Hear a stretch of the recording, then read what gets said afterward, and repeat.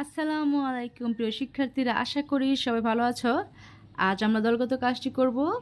আর দলগত কাজটি করার আগে অবশ্যই আমাদের একটু বলে দিই, তোমরা যারা এখনও চ্যানেলটি সাবস্ক্রাইব করে নিও, অবশ্যই তোমরা চ্যানেলটি সাবস্ক্রাইব করে নাও। আর যারা সাবস্ক্রাইব করেছো তাদেরকে অসংখ্য ধন্যবাদ। আর তোমরা যারা সাবস্ক্রাইব করেছো এবং আমার পাশে আমাকে সাপোর্ট করছো, আমার পাশে আছো, তাদেরকে অসংখ্য ধন্যবাদ। তো তোমরা তোমাদের বিদ্যালয়ের নামটি অবশ্যই কমেন্ট বক্সে জানাবে এবং লাইক কমেন্ট করার সময় কমেন্ট বক্সে এটা লিখতে ভুলবে না তোমাদের বিদ্যালয়টা নাম এবং জেলার নাম। তাহলে আমি বিদ্যালয়টা কোন জেলায় সেটা আমি সহজে বুঝতে পারবো। ঠিক আছে, তো চলো আমরা ক্লাসটি শুরু করে নিই। তো দেখো, এখানে আছে একটি দলগত কাজ। শিক্ষার্থীরা সূরা জিলজাল শুদ্ধরূপে তিলাওয়াত করবে, এরপরে পরস্পরের মধ্যে এই সূরাটি শিক্ষা আলোচনা করবে।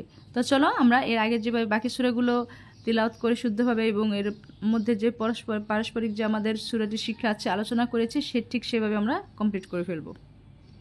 তো দেখো, এখানে সূরা জিলজাল আরবি এবং বাংলা উচ্চারণ ও অর্থ, মোট আয়াত ৮টি। এখানে আরবিটাও দেওয়া আছে, এখানে উচ্চারণ দেওয়া আছে বাংলা এবং অর্থ দেওয়া আছে।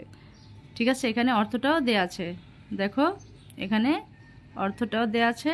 সো তোমরা এখান থেকে শুদ্ধভাবে জিলজাল সূরাটি তিলাওয়াত করবে, দেন অর্থটা এখানে আমি দিয়ে দিয়েছি, অর্থটাও তোমরা পড়তে পারবে। ঠিক আছে, তো এখন দেখো আমরা যাব আমাদের মূল কাজ, সেটা হচ্ছে আমাদের শিক্ষাটা দলগতভাবে আলোচনা করতে হবে। ঠিক আছে, তো এখানে দেখো কাজের ধরন দলীয়, কাজের উপকরণ পাঠ্য বই, কলম, কাগজ এবং কাজের নির্দেশনা। শিক্ষার্থীরা পাঠ্য বই থেকে সূরা জিলজাল তিলাওয়াত করবে এবং এরপর শিক্ষকের নির্দেশনায় পরস্পরের সাথে এই সূরার শিক্ষা নিয়ে, এই সূরা থেকে আমরা কী শিক্ষা নিয়েছি আলোচনা করে উপস্থাপন করো। তো নমুনা সমাধান দেখো এখানে দিয়ে দিয়েছি। নিচে সূরা জিলজালের শিক্ষা নিয়ে একটি দলীয় আলোচনা উপস্থাপন করা হলো। মেহেদি, মেঘনা দল। সূরা জিলজালে কিয়ামতের দিবসে সার্বিক পরিস্থিতি নিয়ে বর্ণনা রয়েছে। এদিনটি হবে অত্যন্ত ভয়াবহ, পৃথিবী প্রকম্পিত হয়ে ধ্বংস হয়ে যাবে, জমিন তার অভ্যন্তরস্থ সব কিছু বের করে দেবে, মানুষ তাদের কর্মের হিসেব দেওয়ার জন্য একত্রিত হবে। সুমি পদ্মদল। এ সূরা আমাদের আরও শিক্ষা দেয় যে জমিন সেদিন মানুষের কর্ম সম্পর্কে সাক্ষ্য দেবে, মানুষ তার অতি ক্ষুদ্রাতি ক্ষুদ্র আমলও দেখতে পাবে, অনুপরিমাণ সৎ কাজ হোক বা মন্দ কাজ হোক তার প্রতিফলন পাবে। আয়াজ, যমুনা দল। তোমরা ঠিকই বলেছ, কিয়ামতের সেই ভয়াবহ দিনের জন্য আমাদের অবশ্যই উত্তম আমল করতে হবে। সূরা জিলজালের শিক্ষা আমাদের অনুসরণ করতে হবে যাতে হিসেবের দিন আমাদের জন্য সহজ হয়, আমরা আল্লাহর অনুগ্রহ লাভ করতে পারি। তো এই ছিল আমাদের দলগত কাজটি।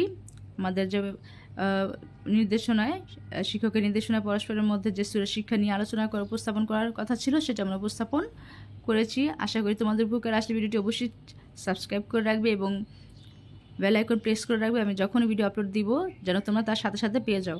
আর আমি কিন্তু তোমাদের মূল্যায়ন নির্দেশিকা, যে ষান্মাসিক পরীক্ষা আসছে 7 জুলাই থেকে 22 জুলাই পর্যন্ত হবে, সেই পরীক্ষাটির জন্য কীভাবে নির্দেশনা আছে, কীভাবে পরীক্ষা অনুষ্ঠিত হবে এবং তোমাদের মাত্রা কীভাবে নিরূপণ করা হবে, যেহেতু এখন ডিজিট ব্যবহার করা হবে না, পাস বা ফেলও দেওয়া হবে না, তো কীভাবে সেই পরীক্ষাটা অনুষ্ঠিত হবে, তোমরা কীভাবে অংশগ্রহণ করবা, ক্লাস ওয়ার্ক যে গ্রুপ ওয়ার্কগুলো আছে এগুলো কীভাবে, এগুলো থেকে তোমাদের নাম্বার দেওয়া হবে বা তোমাদের মাত্রা নিরূপণ করা হবে, সেগুলো সব পর্যায়ক্রমে প্লেলিস্টে দেওয়া আছে। ঠিক আছে, তো তোমরা সেখান থেকে সংগ্রহ করতে পারো। তো চলো আমরা নেক্সটে চলে যাই। তো দেখো, আমরা আমাদের দলগত কাজটি কমপ্লিট করে ফেললাম। ঠিক আছে, এই সূরাটির শিক্ষা আলোচনা করে ফেললাম। তোমরা নেক্সট ক্লাসটি করব এরপর থেকে। তো তোমরা এখনও যারা সাবস্ক্রাইব করে পাশে থেকো। তো আজ এ পর্যন্তই, বিদায় নেওয়ার পালা এখন। সবাই ভালো থেকো, সুস্থ থেকো, আল্লাহ হাফিজ।